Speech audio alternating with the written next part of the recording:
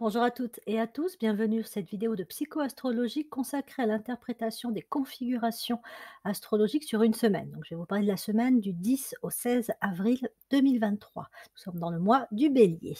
Alors, c'est la deuxième fois que que je fais cette vidéo, puisque sur la première, comme beaucoup me l'ont signalé et je vous en remercie, au bout de 10 minutes, il y a eu un problème de son, hein, le son a disparu et comme la vidéo durait 15 minutes, ça veut dire qu'il manquait donc 5 minutes.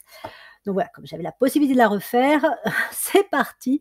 Je vous parle à nouveau de cette semaine du 10 au 16 avril 2023. Nous allons voir qu'avec l'entrée de Vénus en Gémeaux, tout ce qui a trait à l'expression pourra être important sur cette semaine. Mais ce n'est pas le seul point clé de la semaine. Donc commençons justement par voir un petit peu les configurations qui se présentent. Donc déjà, premier point important, nous sommes à partir du 11 et ça jusqu'au 20 avril dans le troisième décan du Bélier. Ce troisième décan est gouverné par Mars, ce qui veut dire que la planète Mars, sa position sur cette semaine va être particulièrement importante, hein, important à regarder. Donc on a Mars en Cancer, je vais y venir. Mais ça veut dire aussi que c'est une semaine qui est gouvernée par le dieu de la guerre, donc Mars. Donc ça peut être un petit peu, si je puis dire, tendu avec ce signe de feu qu'est le Bélier. On peut avoir un peu de l'agitation, on peut avoir de l'impatience. S'il y a de l'insatisfaction, de la frustration, ça peut être, la tension peut monter un petit peu plus. Et donc il peut y avoir des risques aussi de confrontation. Surtout qu'avec Mercure en Taureau, il peut, exister une, opposition entre ce que moi je veux ou ce qu'un individu veut d'un côté et ce que l'autre veut. Donc on peut avoir des frictions, assez marquées pendant cette semaine. Début de la semaine, très belle conjonction Soleil-Jupiter. C'est une conjonction qui arrive, cette année en Bélier. C'est voilà, la conjonction Soleil-Jupiter arrive une fois par an. Donc cette année, c'est dans le Bélier. L'année prochaine, ce sera en Taureau, puisque donc Jupiter va rentrer en Taureau, mi-mai. Donc quand le Soleil sera, en Taureau, ben, voilà, on aura aussi, à un moment donné cette conjonction. Et donc une conjonction comme ça, Soleil-Jupiter en Bélier, c'est très propice à tout ce qui est nouveaux projets, nouveaux départs, initiation, clarification des idées, avoir un peu presque des intuitions sur ce qui est essentiel et juste à faire. Être ramené, au niveau de l'essence, au niveau du plan, le plan de l'âme, le plan de l'incarnation et être inspiré pour une espèce d'alignement comme ça qui peut se faire entre la personnalité et l'âme pour, voilà, mener des idées, des projets et être dans un élan juste, par rapport à soi. Donc ça, c'est la conjonction Soleil-Jupiter en Bélier. Donc on a mardi, une entrée de Vénus, en Gémeaux. Donc Vénus en Gémeaux, le Gémeaux, signe de la relation, grand connecteur du zodiaque, qui relie toute chose et son opposé, moi et l'autre, ici et ailleurs. Le Gémeaux, c'est un signe d'expression, de communication, de mouvement. Donc avec Vénus en Gémeaux, on pourrait avoir une invitation à s'exprimer et à communiquer davantage. En lien avec Mercure et Uranus en Taureau, on est invité à prendre aussi davantage conscience de ses besoins fondamentaux avec peut-être une opposition aussi entre désir et besoin. Voilà ce que je veux, mais voilà ce dont j'aurais réellement besoin. Le Jupiter et le Soleil en Bélier peut inviter justement à clarifier, hein, puisqu'on remonte à l'essentiel. Donc, au-delà des désirs ou de ce que je considère comme étant important pour ma sécurité, ma stabilité, pour répondre à certaines satisfactions personnelles. Mais au-delà de ça, il y a ce dont je peux avoir fondamentalement besoin pour être bien dans ma vie, pour tendre vers, une certaine sérénité, une forme de paix, mais aussi pour évoluer en conscience. Et donc, ne soyons pas étonnés si dans cette semaine, c'est déjà le cas depuis, on va dire, le début du mois du, Bélier, mais ça peut s'accentuer, pendant cette semaine. On se sente comme ça un peu en tension soi-même. C'est-à-dire que là où on n'est pas complètement aligné avec soi, là où on peut penser que telle chose est importante alors qu'au fond de nous, nos besoins sont d'un autre niveau, d'une autre dimension, ben, on peut sentir justement que voilà, ça se frictionne quelque part. Donc on peut avoir comme ça, une dualité, intérieure qui peut ressortir. Mais ça peut aussi se manifester avec l'extérieur, avec le Gémeaux et Vénus en Gémeaux, l'autre peut aussi servir de miroir. Donc d'un côté, il peut m'aider à prendre conscience de ce dont j'ai réellement besoin. D'un autre côté, il peut aussi venir agir en opposition par rapport à ce que je pense être important et juste pour moi. Donc soit il m'aide à y voir plus clair, soit il fait ressortir aussi mes tensions, mes oppositions, voire il peut carrément aussi y avoir une opposition à ce que je veux. L'autre arrive dans ma vie pour soit me guider, m'éclairer, c'est pas forcément conscient, hein, mais aussi peut-être éventuellement pour s'opposer à moi. Mais dans les 2 cas, ça peut aider à prendre davantage conscience de ce qui est réellement important pour soi. Rien de tel que de sentir une opposition pour se dire: «Non mais ça j'en veux pas, c'est pas ça que je veux dans ma vie. Là ce que l'autre me dit, ça ne me correspond pas, ce n'est pas moi». Et donc ça peut vraiment aider à clarifier aussi ce qui est, encore une fois, réellement important, essentiel, fondamental pour soi. Hein, par exemple, dans le travail, quelqu'un, on va dire un supérieur arrive et propose une tâche, une activité, voire impose, là on peut se dire: «Mais non, en fait, c'est pas ça que j'ai envie de faire» ou «C'est pas comme ça que j'ai envie de le faire». Donc ça paraît, on va dire, entre guillemets «négatif», mais quelque part, ça peut aider à éclairer sur ce que l'on veut vraiment. Donc Mercure et Uranus en Taureau nous invitent encore une fois à prendre conscience de là où nous en sommes sur nos priorités, nos valeurs, nos besoins fondamentaux. Et de par Vénus en Gémeaux, ne soyons pas étonnés si ces prises de conscience nous sont aussi amenées par autrui, hein, voilà. Ça peut être dans des échanges, dans la communication, mais ça peut être aussi, encore une fois, parce que l'autre, peut sembler vouloir contrecarrer ou s'opposer à ce que l'on veut vraiment. Quoi d'autre? Bah, comme indiqué, Mars est en Cancer, il y est depuis le 25 mars, donc particulièrement importante cette configuration sur cette semaine-là, puisque c'est une semaine qui est gouvernée par Mars. Donc le Cancer, c'est quoi? C'est le signe de la famille, c'est le signe de l'habitation, c'est un signe qui est relié aussi au plan des émotions, comme tous les signes d'eau et avec également, Saturne et Neptune en Poissons. Donc on peut s'attendre à ce que, d'un côté, on ait envie de prendre soin de soi sur le plan émotionnel, prendre soin de sa famille, passer des moments, en famille, être bien avec ses proches. Mais d'un autre côté, on a toujours cette question des besoins, des priorités et on peut être aussi un petit peu en friction si, au niveau des émotions, être particulièrement sensible, si encore une fois on sent que nos besoins ne trouvent pas une réponse juste et qu'il y a des manques, y compris des manques sur le plan, affectif, affection, sur le plan de la relation humaine et de sa qualité. Donc ça peut être, positif si je puis dire, une semaine qui peut être positive si on est bien entouré, si on se sent aimé, protégé, on peut avoir vraiment on peut recevoir beaucoup d'affection, d'attention pendant cette semaine-là. Par contre, si on manque justement d'affection, d'attention, voire si on est un peu isolé, on peut, ressentir ce manque de façon plus accrue. Après les signes d'eau, peuvent aussi, renvoyer à des phénomènes un peu de masse ou des phénomènes de foule, hein, surtout le cancer qui est donc lié à la famille, mais on peut le voir aussi comme, représentant la famille humaine et donc avec Mars en Cancer et les énergies, Bélier et Taureau, si, il y a des oppositions et des tensions au sein de, on va dire, de pays, de nations, il ne serait pas étonnant qu'il y ait un peu des mouvements comme ça assez forts sur le plan des mouvements de foule, des mouvements, des réactions humaines, mais qui soient portés par des groupes plus que par des individus, avec une communication, donc Vénus en Gémeaux, qui peut être éventuellement assez virulente, hein. On peut, alors, il peut y avoir aussi des actes et des gestes, qui impliquent un certain usage de la force avec le Bélier et le Taureau, Mais avec le Gémeaux, ça peut aussi plus passer par la communication et l'expression. En fait, Vénus en Gémeaux nous stimule à communiquer dans le couple et la famille, avec Mars en Cancer, sur notre état émotionnel, nos ressentis, comment on se sent.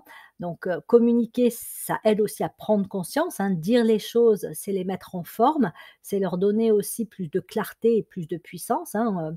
On peut, je ne sais pas, hein, ne pas être très bien dans sa vie, mais on le garde pour soi. Si on le dit, ça prend une autre dimension, mais ça permet aussi de pouvoir agir dessus. Et c'est ce que proposent, hein, des signes tels que le Bélier et le Taureau, c'est de ne pas rester à subir une situation, mais de pouvoir aller vers ce qui nous correspond davantage. Et donc le Gémeaux peut nous permettre de faire sortir ce qui ne va pas, tout comme il peut aussi nous permettre d'exprimer ce qui va, hein. On n'est pas forcément obligé d'être dans la négativité, mais en tout cas, on est dans une forme d'extériorisation et d'expression. On peut également s'exprimer sur ce qui est essentiel pour soi, ses propres valeurs, ses propres vérités. Et là où effectivement, avec Mars en Cancer, ça peut, parfois, créer un peu des frictions, c'est qu'il peut y avoir des oppositions entre, bah, ce que peut proposer, par exemple, je ne sais pas, un gouvernement, une entreprise, un groupe de personnes et ce qu'un autre groupe de personnes peut, souhaiter, vouloir, estimer, juste, bien. Donc voilà, il peut y avoir des tensions, avec, comme je le disais, éventuellement, l'implication d'une forme de masse, de foule, ça voilà. Et puis ça peut aussi être de la contamination émotionnelle avec le cancer. Donc attention peut-être à ne pas se faire trop happer par des émotions un peu délicates à gérer, et qui viendraient aussi, perturber le jugement, la raison et la logique. Bon, après voilà, peut-être qu'il y a des moments où il faut aussi, laisser sortir certaines émotions, bon évidemment en les canalisant un minimum et pour, bah, pour tout simplement aller vers un changement, nécessaire et pour éviter aussi de trop garder en soi ce qui peut être un peu lourd. Avec le Poisson, Saturne, Neptune, on est invité toujours à faire du tri, hein, et Mars en Cancer peut, aussi nous demander de faire du tri sur notre histoire, sur notre passé, sur des bagages que l'on peut porter, sur, notre histoire familiale. Donc, la clarification du Taureau, la lucidité du Taureau sollicitée avec Mercure peut nous amener aussi à nous pencher sur notre histoire personnelle, notre histoire familiale, peut-être même notre histoire humaine, hein, au niveau plus global, plus collectif, pour regarder un peu où on en est, faire du tri et se dire: «Bon, ben, ça, voilà, ça appartient au passé, on n'en veut plus, on laisse ça derrière soi», hem, pour, avec le Bélier, vraiment pouvoir aller de l'avant de la façon la plus, libre possible, prendre des initiatives sans être, encombré par des histoires passées. Donc on peut faire du tri à ce niveau-là et on peut également avoir à faire du tri sur des illusions, hein, avec Saturne et Neptune en Poisson. Se dire que, ben voilà, on rêvait de ci, de ça, on avait tel projet, mais projet un peu utopiste, idéalisé, un peu, si je puis dire, hein, à côté de la plaque.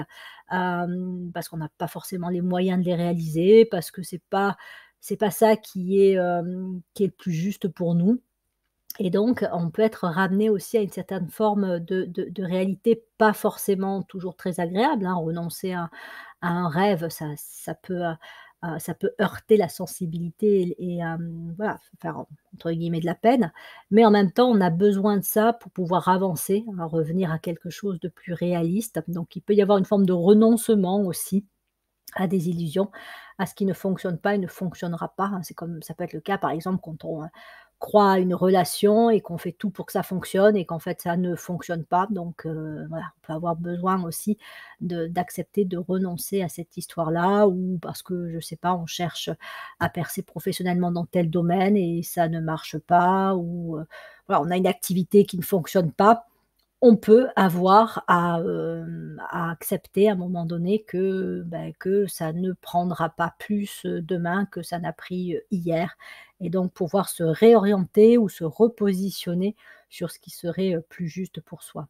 C'est pas toujours évident, hein, de savoir, quand il faut persévérer et continuer à fournir des efforts parce que ça peut mettre du temps à aboutir et quand à un moment donné, il faut savoir lâcher prise et dire: «Ben non finalement, ça, je laisse tomber, ça ne peut pas fonctionner.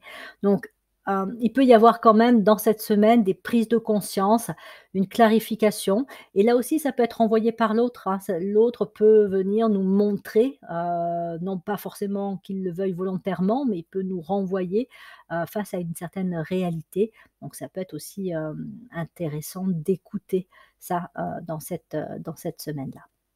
Attention aussi à l'impatience, à l'impulsivité, hein, le Bélier, et Mars, peut provoquer aussi, toujours avec, Mars en Cancer, des mouvements, je parlais des mouvements de foule, mais c'est aussi les mouvements internes, hein, voilà, de l'impatience, de l'hyperémotivité, de l'hypersensibilité.